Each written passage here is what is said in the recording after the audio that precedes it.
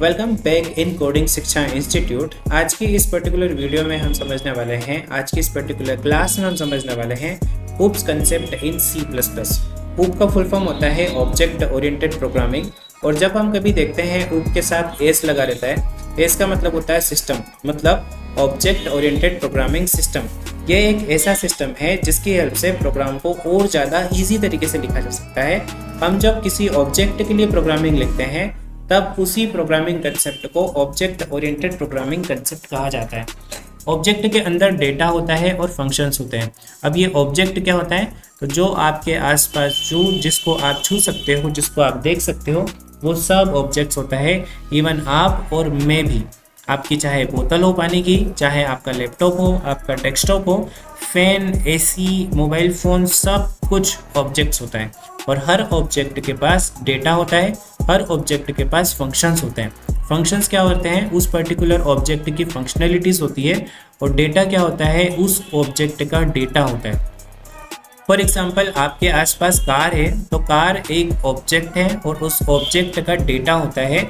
Object का data मतलब उस कार का डेटा, कार का डेटा मतलब कि कार का कलर, कार का नेम, कार का ब्रांड, कार का मॉडल, ये उसका डेटा हो गया, जिनको वेरिएबल्स कह रहे हैं। और फंक्शंस मतलब उस कार की फंक्शनैलिटीज, लाइक कार चल सकती है, ब्रेक लगा सकते हैं और उसको स्पीड ले सकते हैं। तो कार का या फिर ऑब्जेक्ट के फंक्शंस को, ऑब्जेक्ट की जो फंक्शनैलिटीज होती है उसको फंक्शंस कहते हैं। अब हर ऑब्जेक्ट, जितने भी ऑब्जेक्ट एग्जिस्ट करते हैं, सबका डेटा और सबके फंक्शंस होते हैं। सिंपल लाइन में समझो, ऊप मतलब होता है ऑब्जेक्ट्स के थ्रू प्रोग्रामिंग लिखना। ऊप्स का रियल यूज समझते हैं यहाँ पर, रियल लाइफ एग्जांपल से आपको समझाता हूँ। लाइक ऊप्स का क्या मतलब है, ऊप्स में होते हैं क्लासेस और ऑब्जेक्ट्स। क्लास क्या होती है, क्लास एग्जांपल के लिए समझो आप फ्रूट, और ऑब्जेक्ट से आप समझो एप्पल और मैंगो। मतलब इस पर्टिकुलर क्लास के लिए एप्पल एंड मैंगो दो ऑब्जेक्ट्स हैं। कार क्लास के लिए भी दो ऑब्जेक्ट्स हैं, जैसे BMW और Audi। तो जो भी ऑब्जेक्ट्स होते हैं वो किसी न किसी क्लास के अंदर बिलोंग करते हैं। क्लास को आप और इजी तरीके से समझने के लिए ये मानो कि क्लास होती है कैटेगरी। कैटेगरी मतलब एप्पल किस कैटेगरी के अंदर बिलोंग करता है, फ्रूट के अंदर, मैंगो फ्रूट के अंदर, एंड BMW Audi वगैरह कार के अंदर एग्जिस्ट करते हैं। तो कार क्लास हो गई BMW Audi के लिए, फ्रूट क्लास हो गई एप्पल और मैंगो के लिए। सेम आपके जो भी ऑब्जेक्ट्स होते हैं, लाइक आपका मोबाइल फ़ोन हो गया, लैपटॉप हो गया, फैन हो गया, AC हो गया, ये सब किस कैटेगरी के अंदर बिलोंग करते हैं, या फिर ये कहें किस क्लास के अंदर बिलोंग करते हैं, ये बिलोंग करते हैं इलेक्ट्रॉनिक्स क्लास के अंदर। सेम हर ऑब्जेक्ट किसी न किसी क्लास के अंदर या कैटेगरी के अंदर बिलोंग करता है। ऑब्जेक्ट्स क्या होती है, जो रियल चीज़ें होती है, जैसे BMW Audi या फिर एप्पल, मैंगो, बनाना, ये सब ऑब्जेक्ट्स रियल है। ऊप्स के बहुत सारे एडवांटेजेस होते हैं, जैसे अगर आप ऊप्स के कंसेप्ट का यूज़ करते हो या फिर ऊप बेस्ड प्रोग्रामिंग लैंग्वेजेस का यूज़ करते हो, इससे आपके प्रोग्राम को एक क्लियर स्ट्रक्चर मिलता है। कोड को समझना बहुत ज़्यादा इजी हो जाता है, कोड को रीयूज़ किया जा सकता है। मतलब एक बार अगर किसी फंक्शनलिटी को हमने बिल्ड कर दिया, देन हम उस कोड को रीयूज़ कर सकते हैं, बार बार आपको उस कोड को लिखने की ज़रूरत नहीं पड़ती है। डिबगिंग करने में बहुत ज़्यादा इजी होता है और बड़े सॉफ्टवेयर बनाने में बहुत ज़्यादा हेल्प करता है आपका ऊप्स का कंसेप्ट। ये कुछ एडवांटेजेस हैं। अब ट्राई प्रिंसिपल क्या होता है, ट्राई का मतलब होता है डोंट रिपीट योरसेल्फ। मतलब एक बार अगर आपने किसी फंक्शनलिटी के लिए कोड बना दिया, देन आप उस कोड को रीयूज़ कर सकते हैं। सेम कोड को बार बार नहीं लिखना पड़ता, और फंक्शंस या क्लास बनाकर हम उस कोड को रीयूज़ कर सकते हैं। ये ट्राई प्रिंसिपल होता है, जो कि बहुत ज़्यादा इंपॉर्टेंट होता है बड़ी एप्लीकेशंस के लिए। क्लास और ऑब्जेक्ट्स क्या होते हैं, इनके बारे में और थोड़ी डिटेल समझते हैं, डिटेल में इंफॉर्मेशन लेते हैं। लाइक क्लास क्या होती है, class is same like a blueprint, या फिर ये समझो डिज़ाइन। ऑब्जेक्ट मतलब होता है उस डिज़ाइन से बनी रियल चीज़ें। क्लास हमने बनाई एक ब्लूप्रिंट, और उस ब्लूप्रिंट से बनी हुई कुछ रियल चीज़ों को हम लोग ऑब्जेक्ट्स कहते हैं। एग्जाम्पल के लिए समझो कि क्लास आपकी कार है और ऑब्जेक्ट्स आपके पास BMW Audi टोयोटा है। मतलब और भी जो ऑब्जेक्ट्स होंगे वो कार के अंदर, जैसे कि सुजुकी हो गया, टाटा, महिंद्रा, ये सब क्लास कार के अंदर बिलोंग कर सकते हैं। प्रोसीजरल वर्सेस ऊप बेस्ड प्रोग्रामिंग लैंग्वेजेस में क्या बेसिक डिफरेंसेस हैं। दो टाइप से प्रोग्रामिंग आप कर सकते हो, प्रोसीजरल तरीके से भी कर सकते हो और ऊप बेस्ड पे भी कर सकते हो। एक ईजी कंपेरिजन हम लोग यहाँ पर देख रहे हैं, procedural programming language versus oops programming language. Procedural language में आप फंक्शंस पर फोकस करते हो, मतलब फंक्शंस पर प्रोग्रामिंग होती है, और ऊप बेस्ड प्रोग्रामिंग लैंग्वेज में आप ऑब्जेक्ट बनाकर इनका कोड का रीयूज़ कर सकते हो। डेटा और फंक्शनलिटी फंक्शंस डेटा और फंक्शंस प्रोसीजरल लैंग्वेज में अलग अलग होते हैं। मतलब डेटा मतलब वेरिएबल और फंक्शंस मतलब जो हम लोग मेथड्स बनाते हैं वो अलग अलग यूज़ कर सकते हैं या कर रहे हैं। अब कूप बेस्ड में हम लोग डेटा प्लस फंक्शंस को एक साथ यूज़ कर सकते हैं। स्मॉल प्रोग्राम्स के लिए प्रोसीजरल लैंग्वेज बेस्ट होती है और बड़ी एप्लीकेशंस के लिए आपको कूप बेस्ड प्रोग्रामिंग लैंग्वेजेस आना चाहिए या फिर कूप बेस्ड प्रोग्रामिंग लैंग्वेज का यूज़ कर सकते हो। कूप बेस्ड प्रोग्रामिंग लैंग्वेज मतलब कूप्स कंसेप्ट का यूज़ कर सकते हो। और अगर डिटेल में समझें तो C++ में क्लास एक सुपर सिंपल एक्सप्लेनेशन से समझना बहुत ज़्यादा ज़रूरी है, क्योंकि कूप्स के कंसेप्ट हर कहीं पूछे जाते हैं, इंटरव्यूज में पूछे जाते हैं और प्रैक्टिकल भी बहुत यूज़ होते हैं। प्रैक्टिकली भी क्लास एक ब्लूप्रिंट होता है। क्लास को समझें और डिटेल में तो क्लास एक ब्लूप्रिंट होता है। ब्लूप्रिंट मतलब कि एक नक्शा होता है जिससे हम ऑब्जेक्ट्स बनाते हैं। जैसे घर का डिज़ाइन, घर का डिज़ाइन मतलब एक ब्लूप्रिंट बना लिया हमने घर के डिज़ाइन का। उस डिज़ाइन से घर का मतलब उस डिज़ाइन से कई सारे घर बना सकते हैं हम लोग। तो ये क्लासेस थी और ये जो घर रियल हम लोग कई सारे घर बना रहे हैं ये ऑब्जेक्ट्स हो गई। क्लास एक ब्लूप्रिंट होता है जिससे हम ऑब्जेक्ट्स बना सकते हैं, जैसे घर का डिज़ाइन। उस डिज़ाइन से कई सारे घर बन सकते हैं। आई होप कि क्लास आपको क्लियर हो गया है। अब क्लास का बेसिक से सिंटेक्स इन C++ देखते हैं। क्लास बनाने के लिए हमको क्लास कीवर्ड का यूज़ करना पड़ता है, विच इज़ रिजर्व कीवर्ड्स, जो कि C++ में रिजर्व्ड है। क्लास कीवर्ड का यूज़ करना है एंड देन क्लास का नेम लिखना है। क्लास का नेम मैंने अभी यहाँ पे लिखा हुआ है माई क्लास, और इसमें जो फर्स्ट लेटर होगा वो कैपिटल होना चाहिए and then curly brackets open and curly brackets close. Also curly brackets के बाद हमने यहाँ पर सेमीकोलन दिया है because this is the end of this class. यहाँ से क्लास स्टार्ट हो रही है और यहाँ पर क्लास एंड हो रही है। अंदर देखेंगे तो यहाँ पर पब्लिक और कॉलन लिखा हुआ है। पब्लिक मतलब होता है इसका एक्सेस स्पेसिफायर। कौन किसका एक्सेस स्पेसिफायर, मतलब इस पर्टिकुलर क्लास के दो डेटा भी हमारे पास हमने रखे हुए हैं। जैसे माई क्लास है, इस क्लास के दो डेटा है, जैसे माई नम और माई स्ट्रिंग। माई नम का डिक्लेरेशन हुआ variable declaration and then this is the string declaration of this class. तो ये बेसिकली जब क्लास के अंदर हम वेरिएबल को डिक्लेयर करते हैं तो इनको डेटा कहते हैं या डेटा मेंबर कहते हैं, जो कि अभी पब्लिक एक्सेस स्पेसिफायर में सेट है।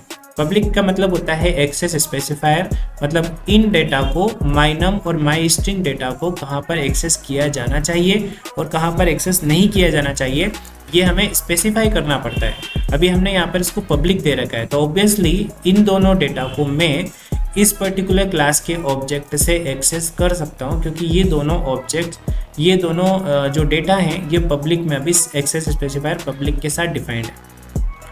क्या हो रहा है इसमें ये हो रहा है कि हमने एक क्लास बनाई माई क्लास, जो कि एक नई क्लास बनाई है।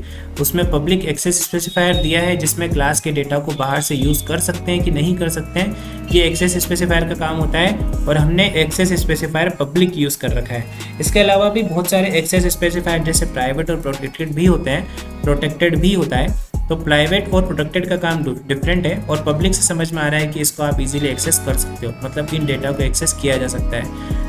माइनम होता है माइनम हमारे पास जो डेटा है वो है, जैसे माइनम वेरिएबल हमने बनाया है इंटीजर टाइप का एंड देन माई स्ट्रिंग हमने बनाया है जो टेक्स्ट को स्टोर करेगा। और लास्ट में हमने सेमीकोलन लगाया है, जो क्लास का एंड में लगाना बहुत ज़्यादा ज़रूरी है। क्लास के एंड में सेमीकोलन लगाना मोस्ट इंपॉर्टेंट पार्ट है। ऑब्जेक्ट क्या होता है इसके बारे में समझते हैं। ऑब्जेक्ट्स मतलब होता है क्लास का रियल यूज, मतलब आपके पास माई क्लास है और उस क्लास का हमने यहाँ पर ऑब्जेक्ट बनाया है माई ओबीजे। ऑब्जेक्ट का नाम कुछ भी हो सकता है, कि इस क्लास का हमने ऑब्जेक्ट बनाया तो ऑब्जेक्ट का नाम कुछ भी हो सकता है। अभी हमने ऑब्जेक्ट का नाम ले रखा है माई ओबीजे। यहाँ माई ओबीजे एक ऑब्जेक्ट है जो माई क्लास से बना है। माई ओबीजे क्या है, एक ऑब्जेक्ट है। जो भी हमने माई क्लास बनाई ना, उस क्लास का एक ऑब्जेक्ट बनाया हमने। सिंपल। ऑब्जेक्ट से वैल्यू कैसे सेट कर सकते हैं ये समझो। अब माई ओबीजे जो हमने ऑब्जेक्ट बनाया था डॉट माइनम मैंने लिखा, मतलब इस ऑब्जेक्ट का माइनम कौन है, हमने देखा था अभी क्लास के अंदर हमने डेटा बनाया था माइनम दिस। तो मैं माई क्लास का एक ऑब्जेक्ट बना चुका हूँ और उस ऑब्जेक्ट से माइनम को एक्सेस कर रहा हूँ, और एक्सेस करने के लिए मुझे डॉट का यूज़ करना पड़ रहा है like this. My O B J dot mynum equals to 15, मतलब उस क्लास के डेटा में मैंने 15 वैल्यू सेट कर दिया फॉर माइनम डेटा।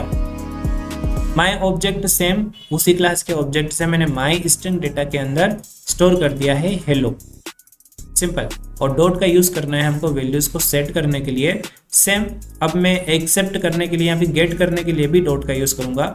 एक कंप्लीट सिंपल प्रोग्राम समझते हैं, इससे आपको इजीली समझ में आएगा। लाइक मैं क्या आपको समझाने की कोशिश कर रहा हूँ। इंक्लूड आईओ स्ट्रीम, ये सिंपल इनपुट आउटपुट स्ट्रीम को हमने इंक्लूड किया। देन नेम स्पेस का यूज़ कर रहे हैं और क्लास माई क्लास मैंने यहाँ पे बनाई और फिर पब्लिक एक्सेस स्पेसिफायर के अंदर मैंने 2 डेटा मेंबर्स को पब्लिकली एक्सेस स्पेसिफाई कर दिया। सिंपल।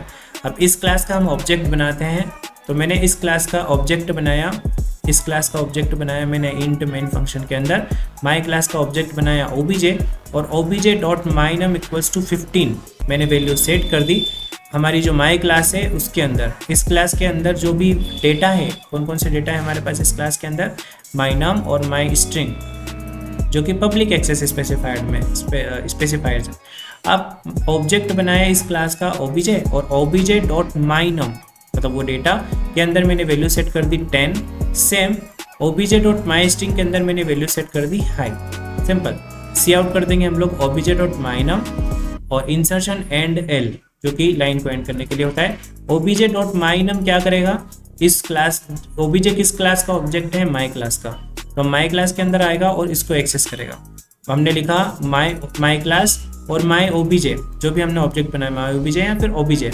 ओबीजे मतलब object of my class, and मैं उस ऑब्जेक्ट की हेल्प से इनको एक्सेस कर सकता हूँ क्योंकि हमने यहाँ पर वैल्यू सेट कर दी है। यहाँ पर देखो आप OBJ dot my num equals to 10 लिखा, तो हमारे इस डेटा के अंदर 10 आ गया। देन सेम मैंने लिखा OBJ dot my string equals to hi लिखा, तो इसके अंदर माई स्ट्रिंग के अंदर हाई सेट हो गया। सेम ओबीजे डॉट माई नम में आप कॉल करूँगा तो मेरे को आउटपुट मिलेगा 10, ओबीजे डॉट माई स्ट्रिंग करूँगा तो आउटपुट मुझे मिलेगा हाई। इस टाइप से मैं कर सकता हूँ इसका ऑब्जेक्ट्स की हेल्प से डेटा मेंबर्स को एक्सेस और डेटा मेंबर में वैल्यू सेट, ये सब चीज़ें मैं ऑब्जेक्ट के थ्रू कैसे कर सकता हूँ यहाँ पर हमने समझा। मल्टीपल ऑब्जेक्ट्स की बात करें तो एक क्लास के कई सारे ऑब्जेक्ट्स बना सकते हैं हम लोग। जैसे हमने एक क्लास बनाई है कार और इसके अंदर 2 डेटा हैं जैसे ब्रांड और मॉडल, और जो एक्सेस स्पेसिफायर पब्लिक में सेट है। अच्छा, 3 डेटा है हमारे पास, ब्रांड, मॉडल और ईयर। अब आपको समझ में आ जाएगा। अगर इसमें थोड़ा बहुत कन्फ्यूजन था तो इसमें आपको ईजिली समझ में आएगा क्योंकि हम लोग यहाँ पर मल्टीपल ऑब्जेक्ट बनाने वाले हैं एक सिंगल क्लास के। देखो हमारे पास एक क्लास है कार नेम की और उसके अंदर 3 डेटा मेंबर्स है मेरे पास, ब्रांड, मॉडल और ईयर, और इन डेटा मेंबर्स का एक्सेस स्पेसिफायर हमने कर रखा है, एक्सेस स्पेसिफाइड कर रखा है पब्लिक। सिंपल। अब मैं इस पर्टिकुलर क्लास का ऑब्जेक्ट बनाता हूँ। मैंने कार क्लास का, ये क्लास थी हमारी कार, इस क्लास का ऑब्जेक्ट बनाया car1 और सेम क्लास का एक और ऑब्जेक्ट बनाया मैंने car2। अब car1 डॉट ब्रांड करता हूँ मैं, मतलब इस ऑब्जेक्ट के लिए डॉट ब्रांड किया मैंने। car1 डॉट ब्रांड में मेरे को असाइन करना है BMW। Same car1 dot model में मेरे को असाइन करना है X5। Same car1 dot year में मेरे को असाइन करना है 1999। एंड अब car2 मतलब सेकेंड ऑब्जेक्ट जो हमने अभी बनाया था, second object car2 dot brand में मेरे को असाइन करना है फोर्ड, car2 डॉट मॉडल में मैंने असाइन किया है Mustang, and car2 dot year में मैंने असाइन किया है 1969। सिंपल। मैंने 2 ऑब्जेक्ट्स बनाए सेम क्लास के, मतलब एक ही क्लास के दो ऑब्जेक्ट्स या फिर मल्टीपल ऑब्जेक्ट्स बनाए, और भी ऑब्जेक्ट्स बना सकते हैं। एंड उन ऑब्जेक्ट्स की हेल्प से मैंने उनके डेटा मेंबर्स में वैल्यूज को असाइन कर दिया। सिंपल। एक क्लास जितने चाहे उतने ऑब्जेक्ट्स हम लोग बना सकते हैं, मतलब एक ही क्लास के कितने भी ऑब्जेक्ट्स बना सकते हैं। अब इनको अगर यूज़ करना है मुझे, तो यूज़ करने के लिए मुझे सेम ऐसे ही लिखना पड़ेगा। लाइक मैंने ऑब्जेक्ट बना रखे हैं car1 car2। अब मैं अगर इनको प्रिंट करके देखना चाहता हूँ तो मुझे लिखना पड़ेगा सी आउट, लाइक मुझे लिखना पड़ेगा cout insertion car1 dot brand. Done. अगर मैं ऐसा लिखता हूँ तो मुझे आउटपुट में मिलेगा BMW, क्योंकि मैंने BMW सेट किया है। सेम अगर मैं car1 डॉट मॉडल को सी आउट करता हूँ तो X5 मिलेगा, car1 डॉट ईयर को सी आउट करता हूँ तो 1999 मिलेगा, car2 डॉट ब्रांड ऑब्जेक्ट के लिए अगर मैं एक्सेस करता हूँ तो मुझे फोर्ड, डॉट मॉडल के लिए मस्टैंग और डॉट ईयर के लिए 1969 मिलने वाला है। ये एक बेसिक सा पार्ट था ऑफ क्लासेस एंड ऑब्जेक्ट्स। आप कैसे क्लासेस बना सकते हो, कैसे ऑब्जेक्ट्स बना सकते हो, कैसे ऑब्जेक्ट्स की हेल्प से आप क्लास के डेटा मेंबर्स को एक्सेस कर सकते हो, उनमें वैल्यू सेट कर सकते हो, उनमें से वैल्यू निकाल सकते हो, गेट कर सकते हो। ये हमने इस पर्टिकुलर वीडियो में समझा है। इन शॉर्ट हमने क्लास को समझा, जो कि होता है ब्लूप्रिंट। ऑब्जेक्ट होती है उस पर्टिकुलर ब्लूप्रिंट का रियल इंस्टेंस या फिर रियल ऑब्जेक्ट। डॉट का यूज़ करते हैं हम लोग किसी भी वैल्यू को एक्सेस करने के लिए, और एक क्लास से मल्टीपल ऑब्जेक्ट्स भी बना सकते हैं, जो कि हमने अभी बनाकर देखे। आई होप कि ये जो वीडियो है ये आपका बेसिक्स ऑफ ऊप्स क्लियर करने में हेल्प कर चुकी होगी। नहीं कर रखी है तो फिर आप इस वीडियो को फिर से थोड़ा सा आराम से देखिए। आई होप कि ये आपकी हेल्प बिल्कुल कर देगी। अब नेक्स्ट जो वीडियो रहेगी उसमें हम लोग नेक्स्ट कंसेप्ट समझने वाले हैं of oops concept in C++। Thank you.